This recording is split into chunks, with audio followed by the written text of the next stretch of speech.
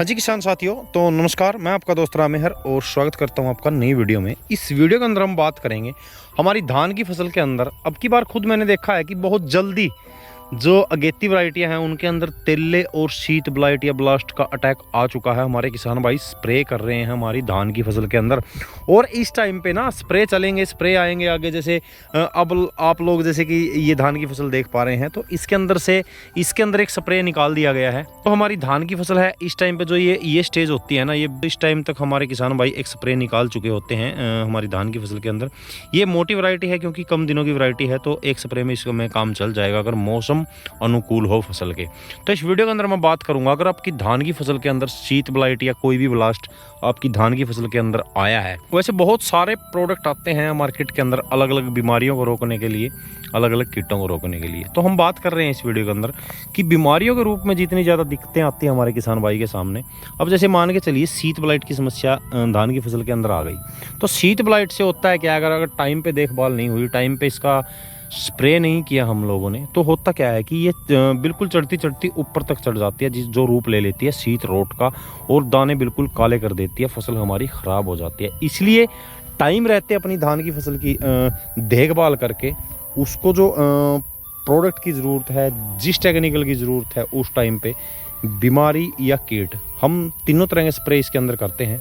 तो एक वीडियो मैंने बनाई थी कि आपको पहले स्प्रे में क्या लेना चाहिए। जल्द ही एक और वीडियो आने वाली है कि आपको दूसरे स्प्रे में कौन से टेक्निकल का इस्तेमाल करना चाहिए, जो कि आपके खेत के अंदर से बीमारी और कीट दोनों तरह की समस्याओं से आपको छुटकारा दिला दे, जैसे कि तेला माहू, चेपा, पत्ता लपेट, गोब का कीड़ा या फिर शीत ब्लाइट या ब्लास्ट। तो मैं बात कर रहा हूँ इस वीडियो के अंदर जैसे कि बीमारियों के रूप में हमारे किसान भाई के सामने प्रॉब्लम आती है, तो हम क्या करते हैं। देखिए ज़्यादातर टेक्निकल जो होते हैं वो क्या है कि हमें सिस्टमैटिक टेक्निकल होते हैं। अब मान के चलिए धान की फसल के अंदर शीत ब्लाइट ज़्यादा आई हुई है, यहाँ तक बिल्कुल चढ़ गई है शीत ब्लाइट, तो उस अवस्था में आप लोग क्या करेंगे। कोई प्रोडक्ट ऐसा है जो कि तुरंत उसको रोक देगा? जी हाँ किसान भाइयों, एक ऐसे प्रोडक्ट भी मार्केट के अंदर मौजूद है जो कि अगर आपकी धान की फसल के अंदर आप लोग टाइम से देखभाल नहीं कर पाए, किसी काम में बिजी होते हैं, या फिर मौसम भी कुछ ऐसा होता है कि आप लोग स्प्रे नहीं निकाल पाते हैं टाइम से, तो वो टाइम निकल जाता है तो बीमारी घेर लेती है फसल को, बिल्कुल ऊपर तक ब्लास्ट चढ़ जाता है, शीत ब्लाइट जो है ऊपर तक आ जाती है और वो शीत रोट का रूप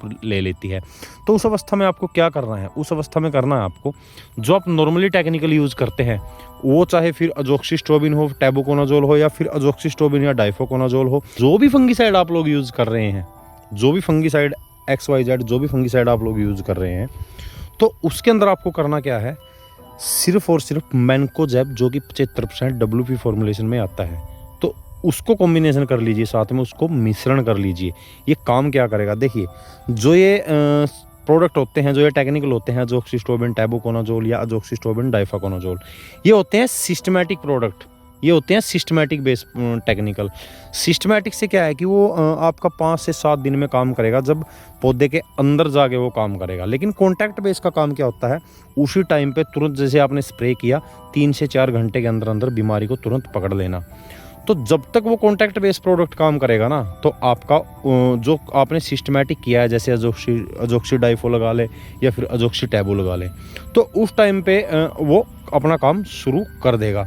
तो कहने का मतलब ये है कि आप लोग जो स्प्रे कर रहे हैं ना, उसके अंदर ना मैनकोजेब 75% WP फॉर्मुलेशन, यानी कि M45 किसी भी बेस्ट कंपनी का ले लीजिए, साथ में जो भी आप लोग स्प्रे कर रहे हैं वो उस अवस्था में करना आपको, अगर आपके खेत के अंदर बीमारी आई हुई है तब।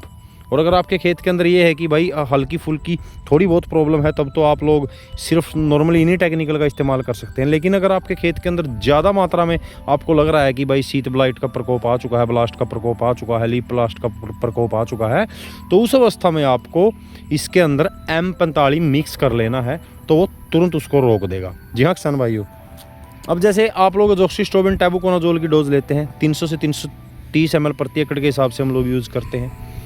अजोक्सिस्ट्रोबिन, डाइफाकोनाजोल की डोज लेते हैं हम लोग 200 ml प्रति एकड़ के हिसाब से यूज़ करते हैं। तो M45 का यूज़ आपको 330 ग्राम प्रति एकड़ के हिसाब से ही यूज़ करना है। उसी प्रोडक्ट के अंदर मिश्रण कर लीजिए, तो तुरंत दूसरे दिन देखेंगे ना आप लोग, एक तो आपकी फाइटोटॉनिक प्रभाव भी आपकी फसल के अंदर डालता है, बिल्कुल हरी भरी हो जाएगी आपकी फसल और उस बीमारी को ये तुरंत रोक देगा।